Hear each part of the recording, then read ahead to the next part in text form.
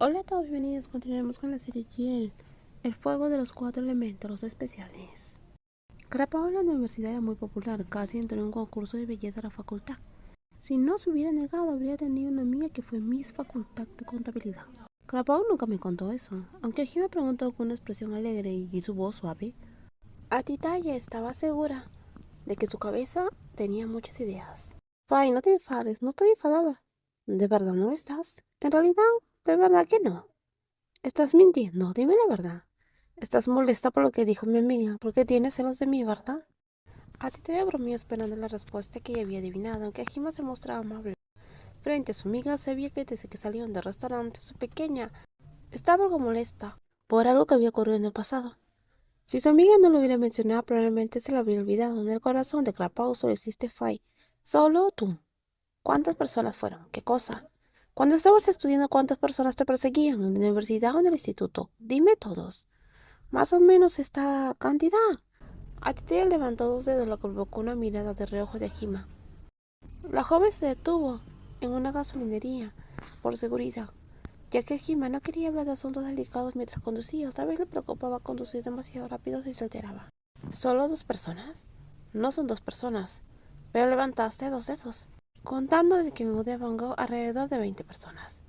Ajima respiró hondo, intentando contener su irritación. No quería volver a ser la joven irritable de antes, la que hacía sufrir a los demás con sus cambios de humor. Pero era difícil no sentirse molesta al saber que casi 20 personas habían estado detrás de su amada Crapao. Si lo hubiera sabido, no habría dejado que su padre le enviara a estudiar tan lejos. Pero Fay, eso fue hace muchos años. ¿De qué puedes estar celosa? Siento celos de todo lo que pasó. ¿Y tú, Fay? ¿Qué hay de mí? Antes de que regresaras aquí, ¿cuántas personas tenías? ¿O no tenías a nadie? Ahora Jima se rascó la nuca nerviosa. Había estado tan absorta en sus celos, pero ahora su amada Titaya había logrado darle vuelta a la situación. Dime, Fay, ¿qué cosa? Te pregunté, pero no me respondes. Unos 10. ¿Ya viste? Ajime miró a Titaya, que se cruzó de brazos enfurruñada, intentando ocultar su enfado para que no se notara demasiado. Pero Titaya tampoco pudo evitar sentir celos a través del tiempo. Ahora ambas personas estaban de mal humor. Era difícil saber quién estaba más molesta y quién debía consolar al otro primero. Pero Ajime decidió consolar a su amada. Era casi un año mayor que ella y la quería más que a nadie. Y Ajime ya se había entregado en corazón y alma a su amada Titaya. Crapao, ¿estás enfadada conmigo? No lo estoy, pero claramente lo estás. Pero tú eres la que está enojada conmigo. Crapao, ya no estás enfadada conmigo, por favor. Tú empezaste, Fai. Está bien, me equivoqué. Titaya miró a su esposa, quien se rindió con tanta facilidad, y sin protestar levantó realmente ambas manos, como si admitiera la derrota, y ya no pudo contener la sonrisa y abrazó a Jima con fuerza. Al principio Jima se sobresaltó, pero en cuestión de segundos le devolvió el abrazo. Rían juntas con la cercanía y el cariño que siempre compartían. Eso no es propio de ti, Fai. ¿Qué sucede? Te rindes ante mí con demasiada facilidad. ¿Por qué querría alguien ganarle a la persona que ama? Cuando dices eso me hablan inmediatamente. Es porque te amo, Crapao. No tengo ninguna razón para preocuparme por nadie más. Allí pronunciaba la palabra amor con tanta naturalidad ahora. Palabras que antes habían sonado duras y cortantes al salir de sus labios, ahora eran sencillas y sinceras, sin la restricción de la complicación de antes.